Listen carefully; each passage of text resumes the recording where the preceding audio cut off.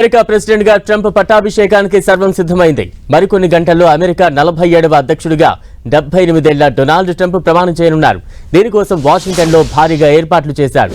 చలి కారణంగా బహిరంగ ప్రదేశంలో కాకుండా క్యాపిటల్ హిల్ లోని రోటుండా ఇండోర్ లో కార్యక్రమం నిర్వహిస్తున్నారు.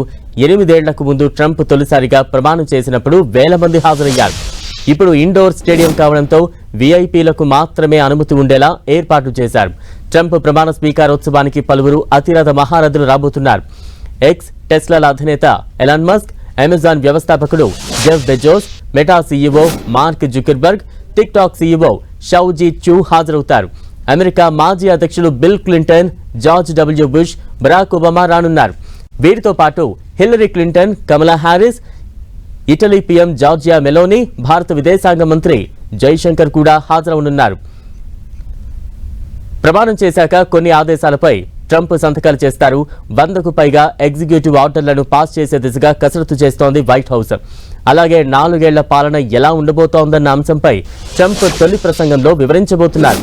దీంతో ఆయన ఏం చేయబోతున్నారు, ఏం చెప్పబోతున్నారు అనేది ఆసక్తికరంగా మారింది. ప్రసంగం తర్వాత యుఎస్ కాంగ్రెస్ లో జరిగే విందులో ట్రంప్ పాల్గొంటారు.